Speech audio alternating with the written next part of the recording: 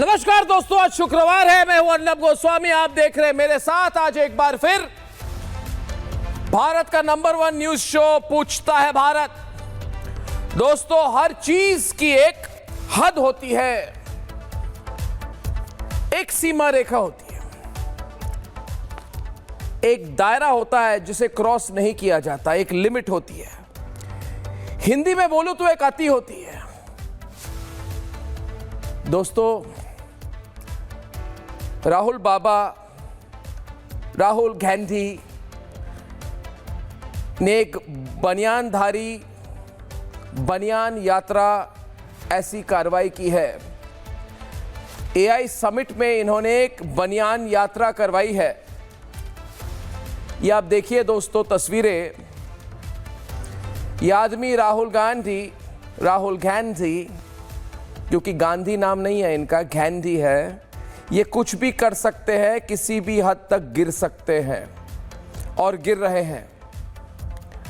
राहुल गांधी ने AI summit में 10 ऐसे चुने हुए बनियानधारियों को उतारा है जिन्हें आप राजनीतिक जिहादी भी कह सकते हैं।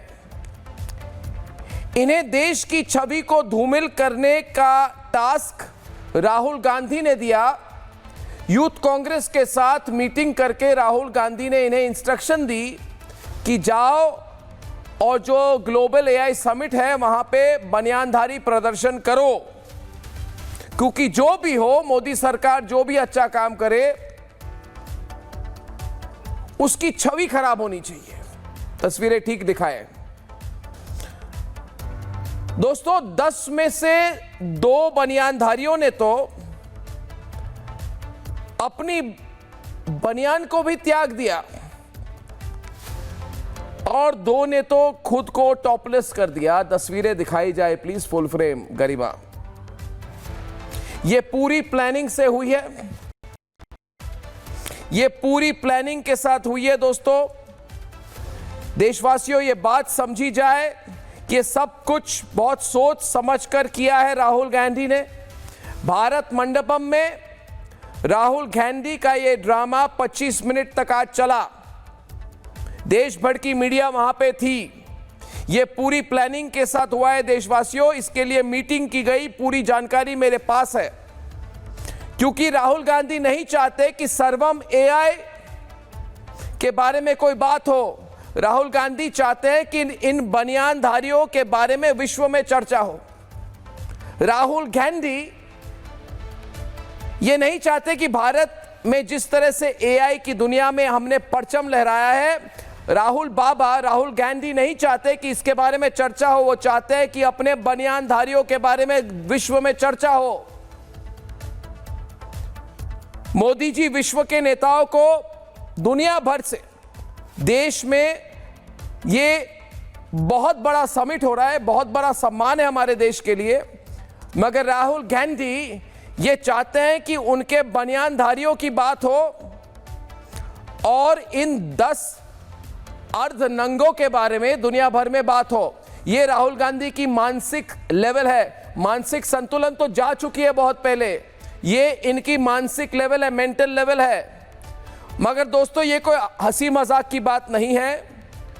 2020 में भी इन्होंने यही किया था। जब डोनाल्ड ट्रंप देश में आए थे, उस समय उन्होंने शरजील इमाम, उमर खलीद, इनके साथ मिलकर दिल्ली दंगों और शाहीन बाग की साजिश रची थी।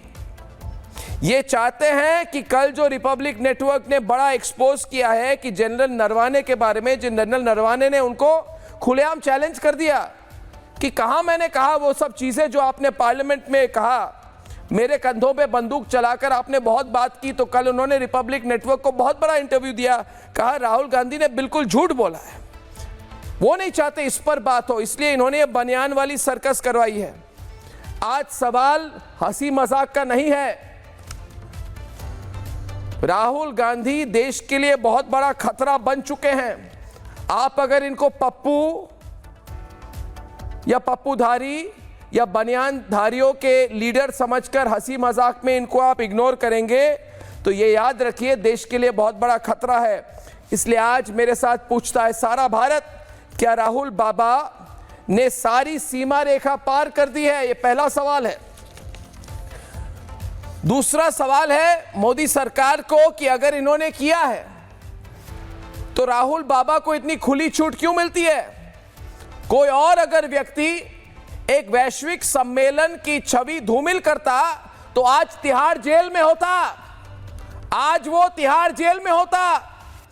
तो राहुल बाबा को खुली छूट क्यों दी गई? ये सवाल अकेला मैं नहीं, मेरे साथ आज पूछता है सारा भारत।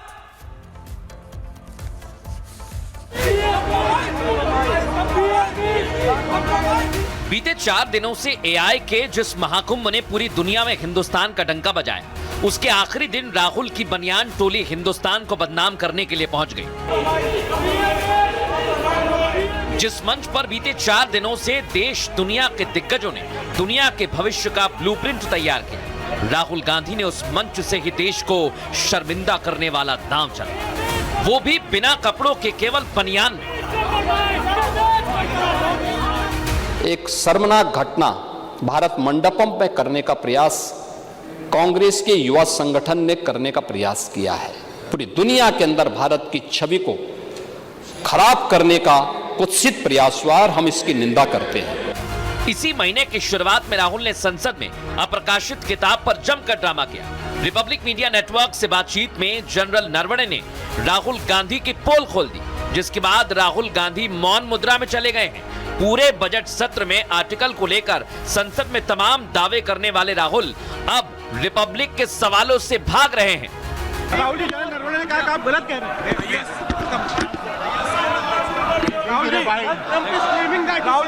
राहुल जी, जनरल नरवणे ने कहा कि आप गलत कह रहे हैं, भारत की जमीन पर कब्जा नहीं हुआ। राहुल जी, जनरल नरवणे ने कहा कि आप गलत कह रहे हैं, गलत आर्टिकल का हवाला दे रहे हैं, भारत की जमीन पर कब्जा नहीं हुआ। जैसे ही सेना को बदनाम करने वाली राहुल की साजिश फेल हुई, राहुल गांधी के इकोसिस्टम ने नया प्लेटफॉर्म ढूंढा। एआई के महामंच पर यूथ कांग्रेस के कार्यकर्ताओं को प्रदर्शन के लिए भेजा। राहुल जानते थे पूरी दुनिया की नजर एआई समिट पर है, इसलिए देश को बदनाम करने के लिए इससे बेहतर मंच कोई और हो नहीं सकता। और क्यूआर कोड के साथ एआई समिट में कांग्रेसी कार्यकर्ताओं ने बनियान सर्कस शुरू कर दिया। बहुत गलत बात है, ये हमेशा संसद में हंगामा करते हैं तो एआई समिट है। इनकी सोच जो है पैट्रियट नहीं है, ये गलत है, नहीं होना चाहिए। ये हमारे लोगों के लिए, हमारे ग्रोथ के लिए, और कोई अपोज कर रहा है तो वो देश का। भारत मंडपम में बनियान वाले प्रदर्शन को लेकर बीजेपी राहुल और कांग्रेस पर हमलावर है, तो वहीं यूथ कांग्रेस को अपनी करतूत पर किसी तरह का कोई मलाल नहीं। देश के सबसे बड़े गद्दार, रंग में भंग डालना इनका काम है। जहां देश में खुशियों की रंग छाएगी, वहां वो भंग जरूर डालेंगे। ये गद्दार है। ऐसे में सवाल ये, क्या कांग्रेस देश को बदनाम करने के लिए हर हथकंडा अपनाएगी? और सबसे बड़ा सवाल, क्या राहुल गांधी ने जनरल एमएम नरवणे के खुलासे से घबराकर बनियान वाले सर्कस की पटकथा लिखी? पूछता है भारत।